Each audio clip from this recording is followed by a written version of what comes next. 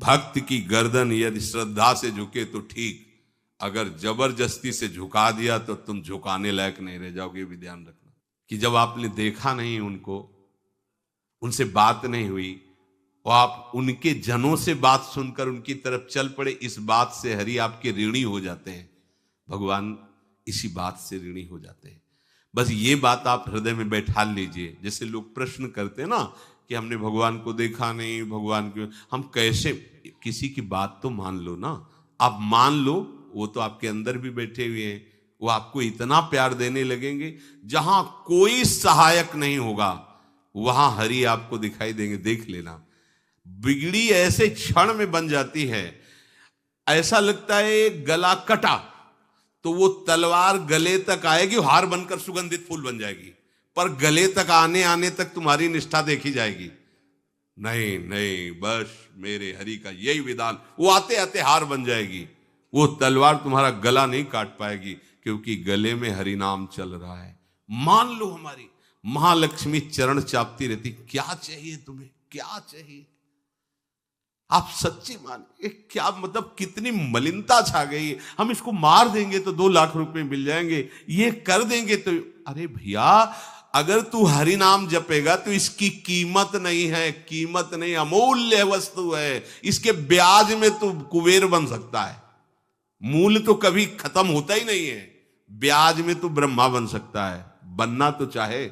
भक्तजन तो कहते हैं नहीं चाहिए मुझे ब्रह्मा का पद, परमेष्ठी पद, नहीं चाहिए सम्राट पद, नहीं चाहिए योग की सिद्धियां, मुझे प्रभु आपकी दास्ता चाहिए। ये बात, कितना महासुख होगा उस भक्त को जो इन बातों को कह रहा है नहीं चाहिए मुझे, मोक्ष सुख नहीं चाहिए। वो ऐसे थोड़ी कह रहा है, श्रद्धा से नहीं कह रहा, अनुभूति से कह रहा है, मुझे नहीं चाहिए ये सब। इनमें वो सुख नहीं है जो आपके चरणों के समीप रहने में सुख है।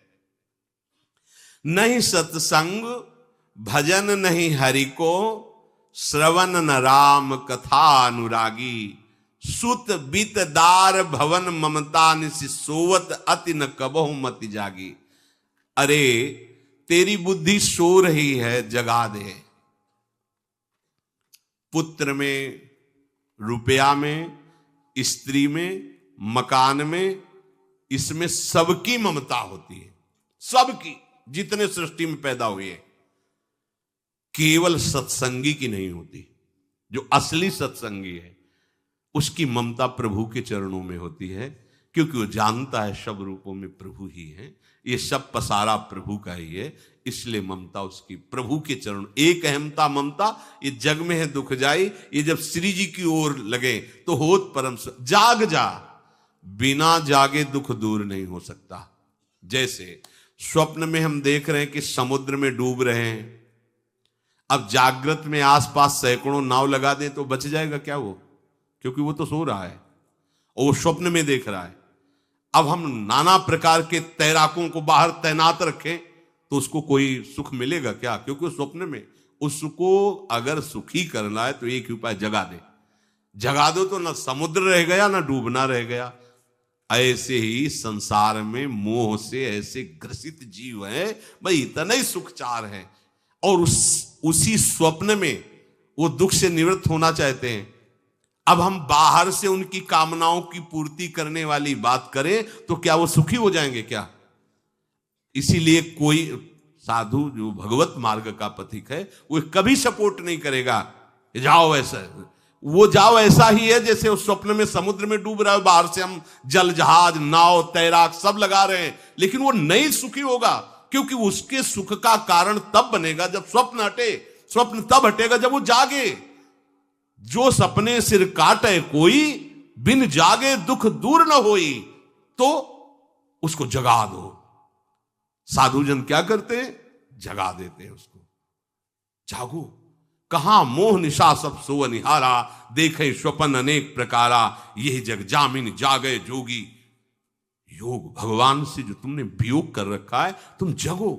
जे ही जगोगे तो जे ही जाने जग जाए हेराई, जागे जथा स्वपन भ्रम जाई। कोई नहीं यहां। एक कल श्लोक, मत्तः परतरम नान्यत किंचिदस्ति धनंजय, मेरे सिवा कोई नहीं। ये कब पता चलेगा? जागने पर। तो हमें ये बहुत कुछ दिखाई दे रहा है, स्वप्न है। उमा कहूं मैं अनुभव अपना, सत हरि भजन जगत सब सपना। तो बोले तुलसीदास हरि नाम सुधा तजी, सठ हठ पियत विषय विष मांगी। अगर कहीं संतों के पास भी गए तो क्या मांग रहे हैं? हठ करके विषय विष मांग रहे हैं। वो आत्मदेव नाम के एक ब्राह्मण थे, सब कुछ समृद्धि थी, संतान थी नहीं, बड़े दुखी गृहस्थी में। हमारा कुल चलाने वाला होना चाहिए। बड़ा भ्रम बैठा हुआ है, हमारा कुल चलाने वाला नहीं, तो सब बेकार, जीवन ही बेकार हो गया। बिना गुरु के यदि शास्त्र पढ़ोगे ना तो भ्रमित हो जाओगे। स्पष्ट लिखा, पुत नाम के नरक की उसको प्राप्ति होती जिसके संतान नहीं होती। अब तो गृहस्थ में बेचारा पड़े परेशान। उन्होंने सोचा इससे अच्छा है आत्महत्या कर लें। बहुत संतों के पास जाकर के यज्ञ करके सब अपनी कामनाओं की पूर्ति चाहते, दान पुण्य दे करके। उसने भी जितना उपाय हुआ किया, नहीं हुई संतान। मरने के लिए जंगल में उधर से एक सन्यासी जी आ रहे थे, देखा साधु तो ब्राह्मण तो थे, उठे प्रणाम किया, देखा उनको उदास क्यों हो? उनका महाराज उदास ही नहीं, मैं तो आत्महत्या करने आया हूं यहां जंगल में। अरे ये तो महापाप है, आत्महत्या तो बड़ी दुर्गति का कारण है। बोले महाराज अगर आप बचाना चाहते हो तो आप कृपा करो। क्या क्या चाहते हो? बोले हमारे पास सब कुछ है, बेटा नहीं दोगे तो हमारा जीवन बेकार। तो उन्होंने अंतर्दृष्टि से देखा और कहा 7 जन्म तक तेरे पुत्र नहीं भाग्य में तेरे लिखा है। तो उसने कहा फिर तो अभी मरते हैं, आत्महत्या करते हैं। 7 जन्म की बात, हम 7 दिन नहीं जिएंगे, हमें पुत्र चाहिए। संत का दयालु। देखो जिनके पास तपस्या और भजन का धन होता है, जब भगवान अधीन है तो कुछ भी कर सकते हो, कुछ भी कर सकते हैं। प्रारब्ध मिटाना कोई बड़ी बात नहीं। प्रारब्ध जानते कोई देवता थोड़ी है, तुम्हारा पीछे का किया हुआ कर्म है। और इधर जोर का भजन है, भजन के प्रभाव से कर्म को नष्ट करने में देर थोड़ी लगती है। ये तो अच्छे शुभ कर्म करो तो तुम्हारा प्रारब्ध बदल जाएगा। भजन का प्रयोग प्रारब्ध बदलने के लिए थोड़ी है। पर वो ऐसा हट किए तो उनका देखो, हट करने से लाभ नहीं मिलता है। उनका हमें उपदेश नहीं, हमें पुत्र चाहिए। अगर आप भगवत प्रेरित होकर यहां आए हो तो आप हमें। तो उन्होंने तपस्या के बल से फल की रचना की और कहा जाओ अपनी पत्नी को ये फल पवा दो और इससे निश्चित पुत्र होगा। बहुत प्रसन्न, अब कामना पूर्ण थी तो देख लो, प्रभाव देखो कामना का। प्रसन्न हुए आए। धुंधुली नाम था उनकी पत्नी का, नाम भी बहुत बढ़िया था, धुंधुली। वो कहा कि देखो ये फल खा लो, तुम्हारी संतान हो जाएगी। बहुत मीठी बात बोलती थी, मृदुभाषी, कपट हृदय। अलग अलग क्षेत्र होता है, हृदय कपट और मुख में मीठी बात। बहुत संभल के व्यवहार करना चाहिए ऐसे लोगों से। मधुरिया बानी मीठी, क्या मृदु भाषा। नहीं प्रीतम, आप चिंता मत करो, फल ऐसे थोड़ी खाया जाता है, नहा धो के पवित्र होके फिर। हाँ उनका ये बात, तो आप अपने काम में लगो, हम पा लेंगे ऐसा। अब आपको विश्वास है? बोले विश्वास तो है, इसमें क्या विश्वास, आप भी तो चाहती ना पुत्र हो। बोले हाँ। वो जो ही गए सो अपनी बहन को बुलाया और कहा सुनो, अभी तो हम 4-5 रोटी कढ़ी चावल सब पा लेते हैं, पूड़ी खीर पुआ। गर्भ रहेगा तो पेट तो उसी से भरा रहेगा, तो हमारा भोजन रुक जाएगा। बोले हाँ ये तो बात है। जब पेट बढ़ेगा, अगर घर में आग लग गई तो फिर हम भाग नहीं पाएंगे, तो हम जल जाएंगे। ये निगेटिव सोच वाले लेते।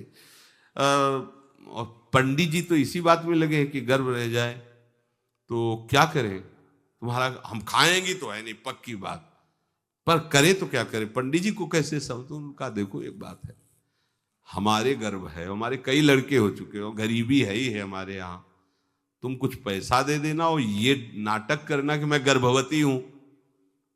बच्चा समय होने पर हम पहुंचा देंगे, हम घोषित कर देंगे हमारा बच्चा मर गया।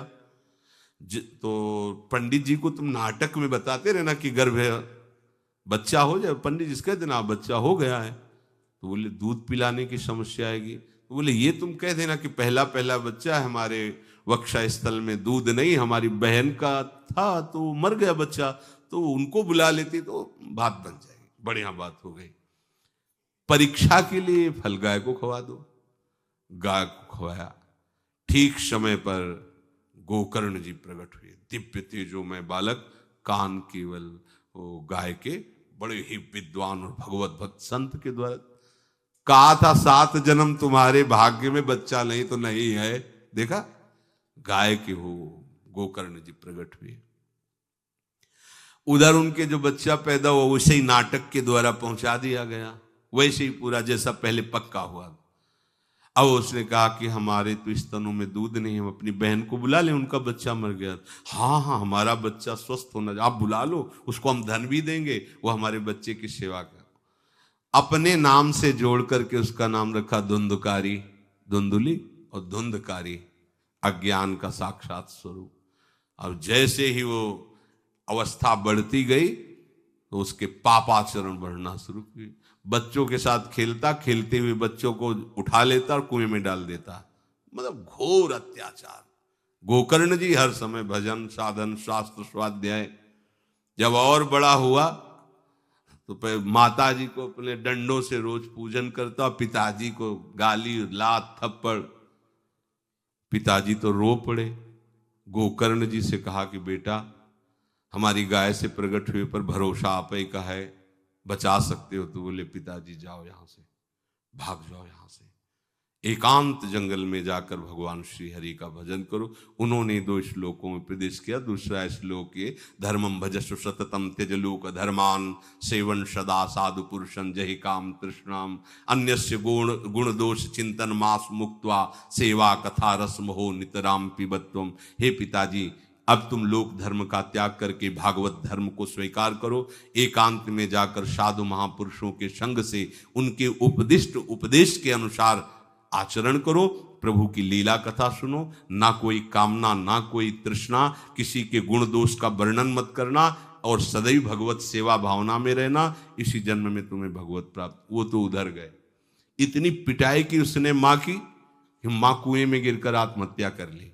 फिर तो मनमानी आचरण, कुछ वैश्याओं को रखा और चोरी करके लाया। वैश्याओं ने सोचा किसी दिन पकड़ा जाएगा ये और हम, तो उसके हाथ पैर बांध दिए चारपाई में, ला के मुख में अंगार डाल, वो मरा भयानक प्रेत। कामना ने क्या किया, सर्वनाश। किसी को हरि विमुख होकर कभी सुख मिल सकता है?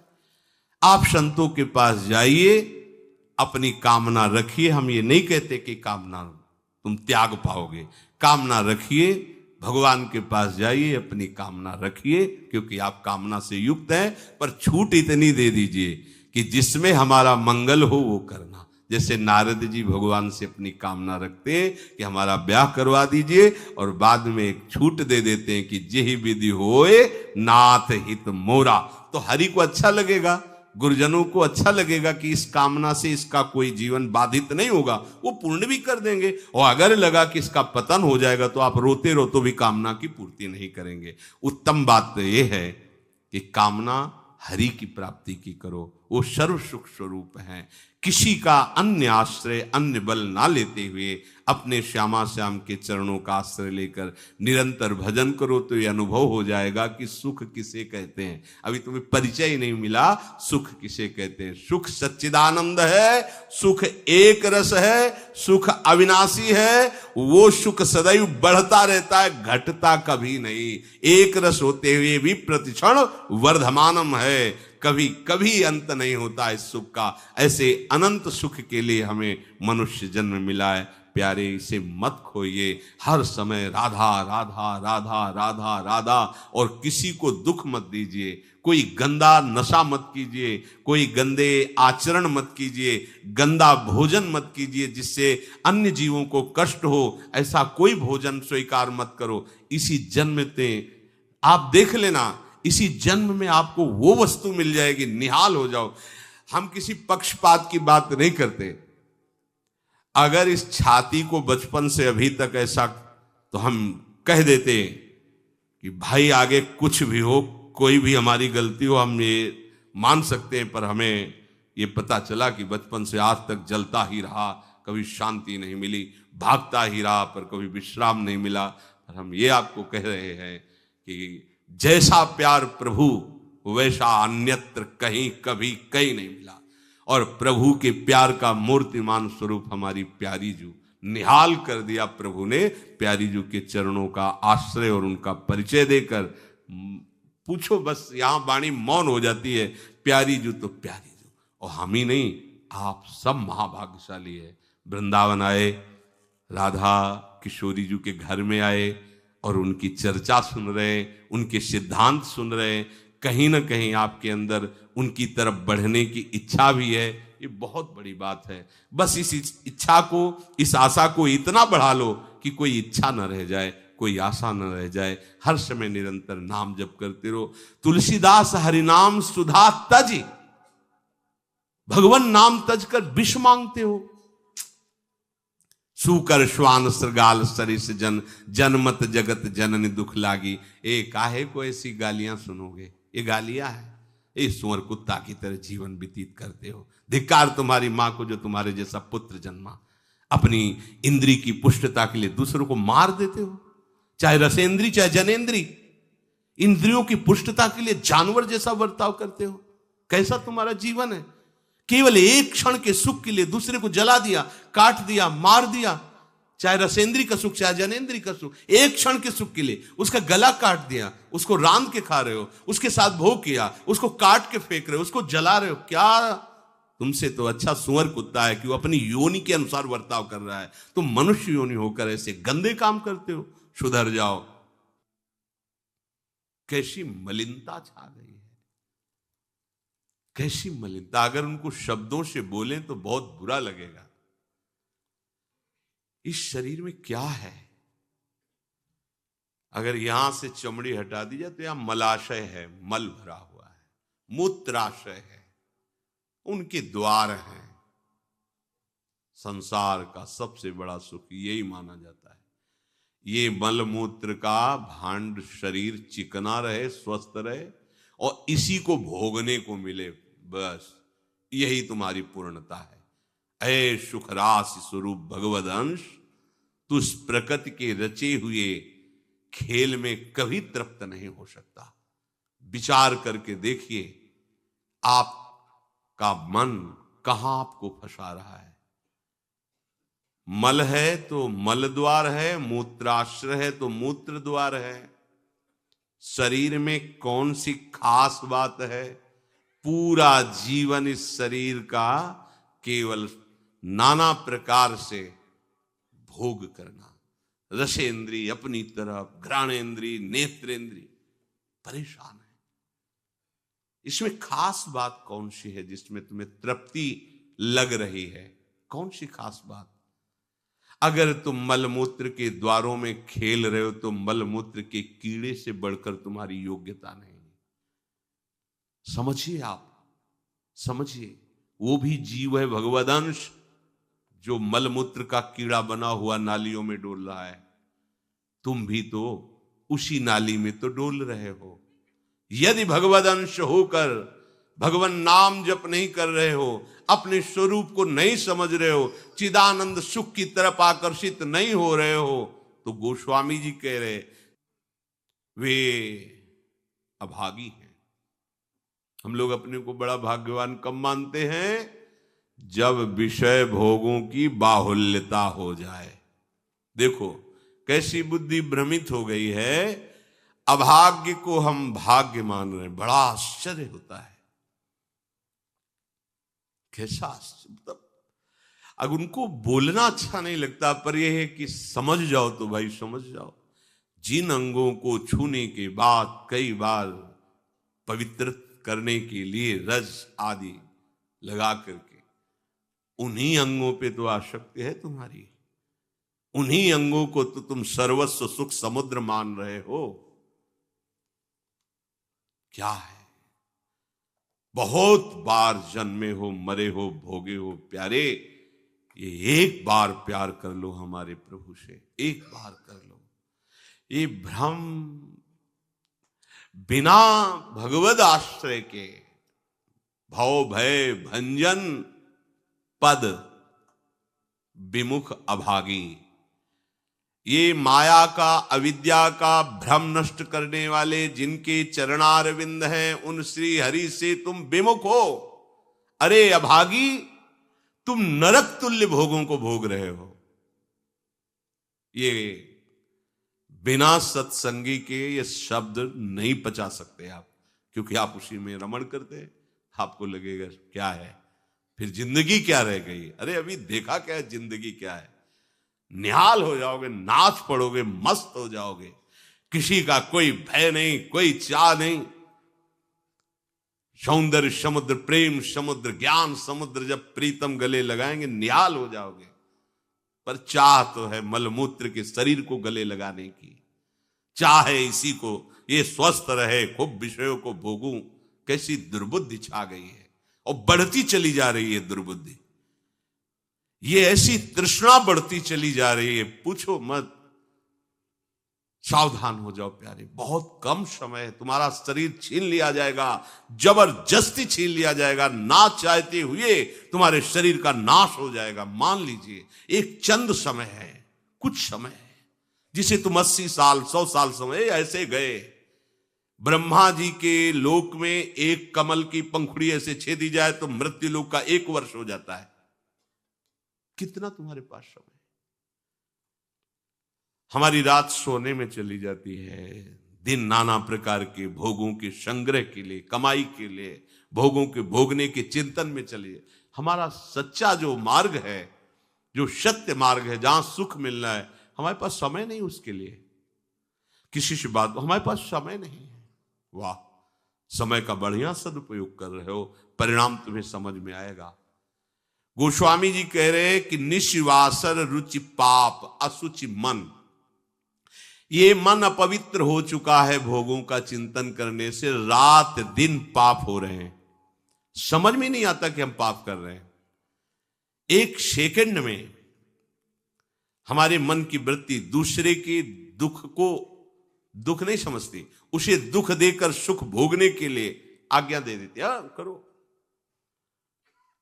बस जितनी सुंदरता संसार में, उसके सबके मैं भोगता बन जाऊं। मलिन मन, यहां कुछ सुंदर है क्या? अगर एक दिन 10-20 बार सोच हो जाए, ऐसी दवा खवा दो, फिर उसी के देखो चेहरे की कांति कैसी हो जाएगी। अगर 2-3 दिन हालत चलती रही, देखने लायक नहीं रह जाएगा चेहरा। इसको तुम कुछ खास समझते हो? पानी का बुलबुला फूटने में देर नहीं लगती, पर तुम कमा क्या रहे हो? एक कर्म भूमि है, तुम यहां आए हो अच्छे कर्म करने के लिए, प्रभु की प्राप्ति के लिए, महासुख प्राप्ति के लिए। पर कह रहे निशिवासर रुचि पाप, रुचि पूर्वक पाप कर रहे हैं।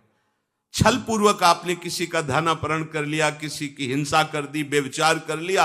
आप अपने मित्रों में बैठकर अहंकार पूर्वक बात करते, तुम्हें पता है मैंने इतने रुपए उड़ा दिए, उसको पता भी नहीं चलने दिया।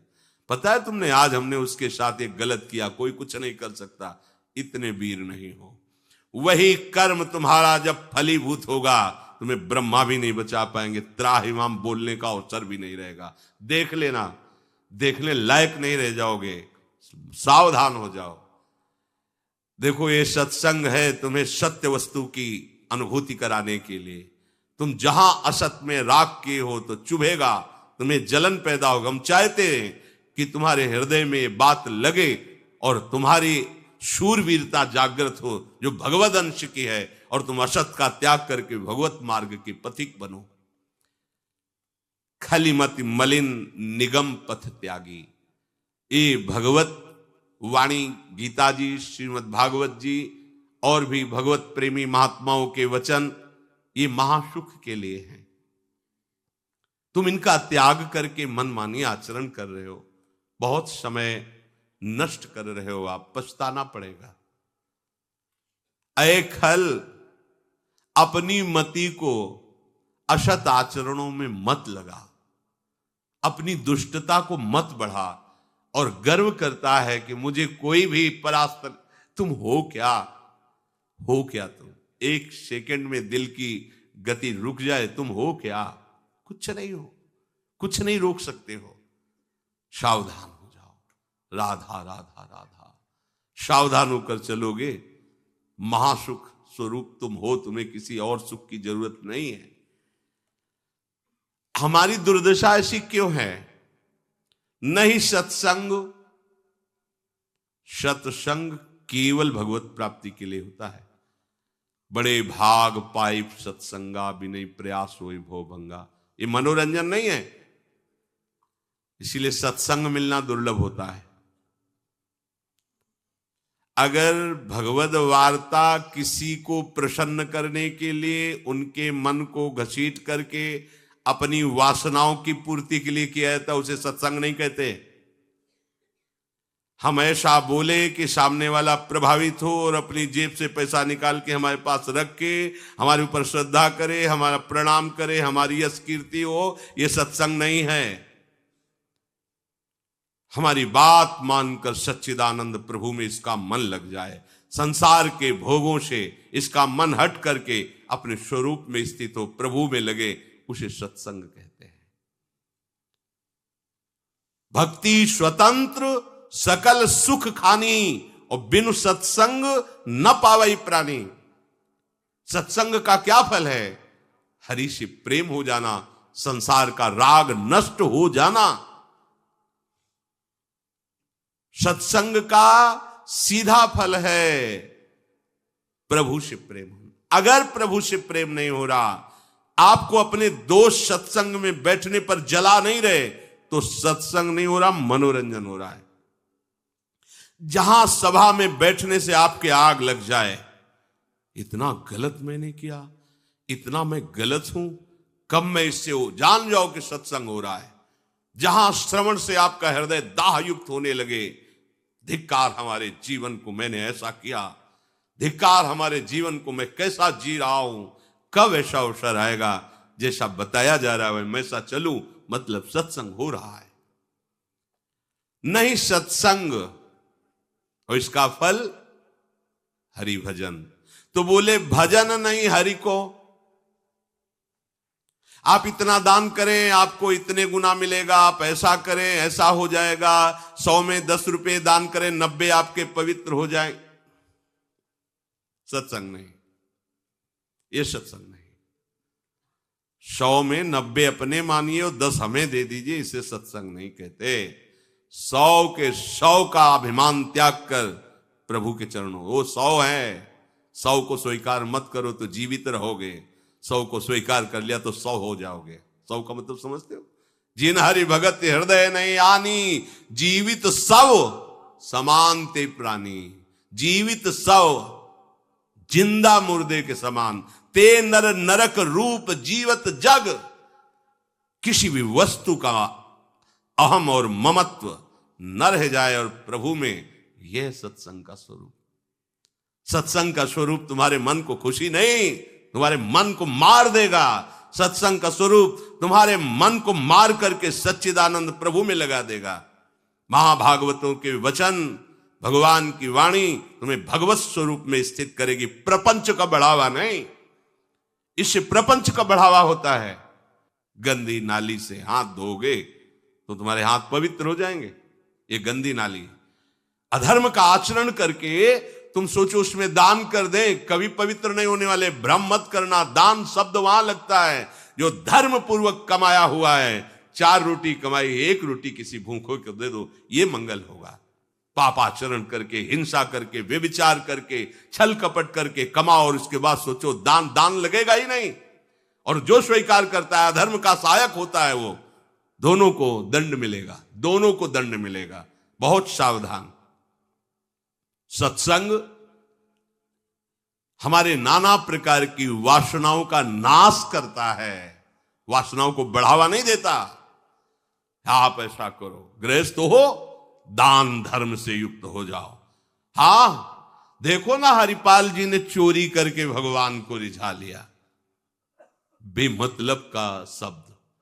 हरिपाल जी ने सर्वस्व समर्पित करके प्राणपण प्रभु की सेवा, साधु सेवा का भाव लेकर के फिर वहां खड़े होते थे कि इसका भी मंगल हो जाएगा, जो भगवत भी। अगर रामकृष्ण बोल दिया तो बोले नहीं।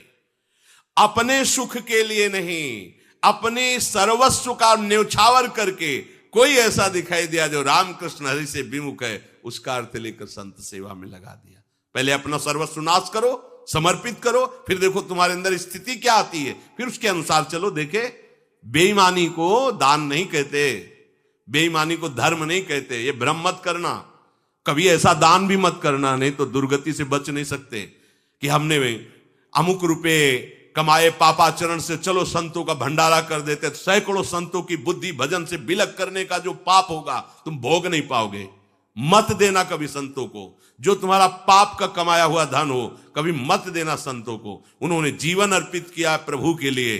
अगर तुम्हें पवित्र होना है तो प्रणाम करो, उनकी बात मानो, इसी से तुम्हारा मंगल हो जाएगा। और धर्म से यदि कमाया है, 4 रोटी है, 1 दे दो, मंगल हो जाएगा। बात इस तरह से सत्संग का